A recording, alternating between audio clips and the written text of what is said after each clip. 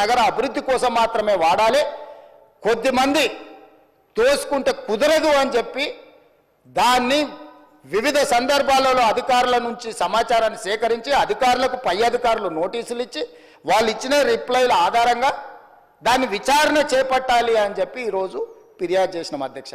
సంవత్సరం నుంచి నానుతున్న సబ్జెక్టు, సంవత్సరం నుంచి పత్రికలలో రాస్తున్న సబ్జెక్టు, సంవత్సరం నుంచి టీవీలలో పేపర్లలో చర్చ జరుగుతున్న సబ్జెక్టు 4 సమావేశాలు జరిగినాయి అధ్యక్ష. మన ప్రభుత్వం వచ్చినాక తమరి నేతృత్వంలోని తమరు స్పీకర్ అయిన తర్వాత ఈ శాసనసభ సమావేశం ఒక్కసారి కాదు 4 సార్లు జరిగింది అధ్యక్ష.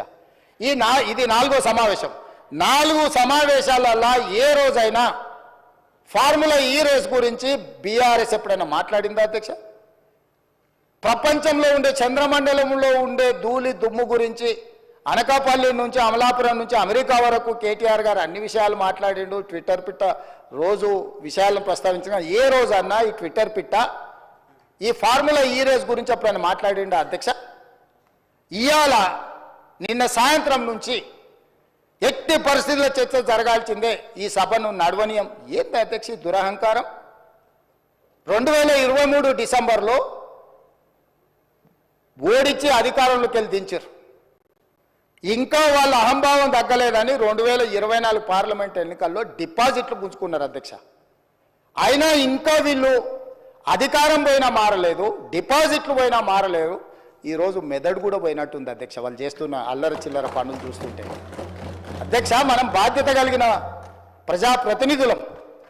ఇంత కీలకమైన సమస్య చర్చ జరుగుతున్నప్పుడు ఈ చర్చను కొనసాగించి చర్చ పూర్తయిన తర్వాత తీసుకోమని అడగనున్నారు అధ్యక్ష. తమరు అనుమతిస్తే ఏదైనా. ఇవాళ నేను ఎందుకు వివరాలు ఇక్కడ మొత్తం చెప్పలేకపోతున్నానంటే, ఒక పక్కన ఏసీబీ విచారణ చేస్తుంది, రెండవ పక్కన కోర్టులో అతను వాదనలు వినిపిస్తున్నాడు.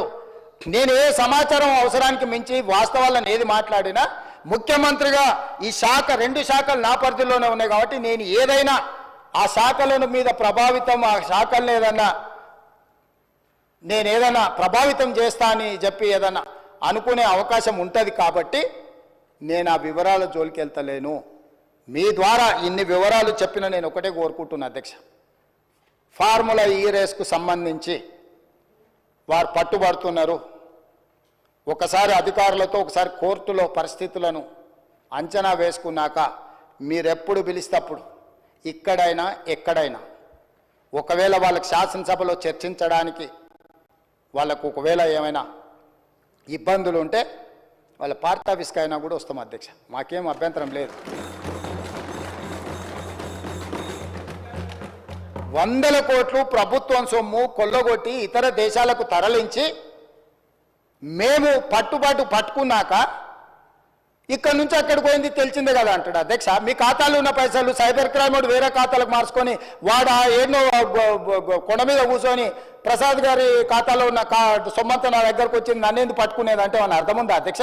హెచ్ఎండిఏ ఖాతాలో ఉండాల్సిన కోట్ల రూపాయలు లండన్లో ఏదో కంపెనీకి మార్చి ఆ లండన్ కంపెనీ వెనకాల నీకేం లాలుచుందో చెప్పకుండా ముందు ట్రైపార్టీ అగ్రిమెంట్ ఉన్నదాన్ని బైపార్టీ అగ్రిమెంట్ చేసి బైపార్టీ అగ్రిమెంట్ల ఎన్నికల నిబంధనలు ఉల్లంఘించి రాష్ట్ర ప్రభుత్వ విధి విధానాలను ఉల్లంఘించి అన్ని రకాలుగా కోట్ల రూపాయలు అధ్యక్ష 55 కోట్లు అంటుండు అధ్యక్ష. వీళ్ళు చేసుకున్నది 600 కోట్లు ఎన్నికే, 55 కోట్లు ఇవ్వగానే నేను పట్టుకున్నా అధ్యక్ష. 55 కోట్లు ఇవ్వగానే నేను పట్టుకున్నా కాబట్టి 500 కోట్లు మిగిలిపోయినాయి అధ్యక్ష. లేకపోతే నేను ఆయన వచ్చిండు కదా చెప్పిన కదా అధ్యక్ష, ఊ అని అయిపోతుందని. నేను ఊ అంటే 600 పోతుండే అధ్యక్ష. 55 కోట్లు చిన్న అమౌంట్ అధ్యక్ష ప్రజలది. ఇవాళ హాస్పిటల్లో 50,000 లక్ష రూపాయలు హాస్పిటల్ ఖర్చులకు లేకుండా ప్రాణాలు పోతున్నాయి అధ్యక్ష. ప్రభుత్వ సొమ్ముకు జవాబుదారీతనంగా ఉండాల్సిన ప్రజాప్రతినిధులు 55 కోట్లు పోతే ఏమైంది? ఇవాళ ఈ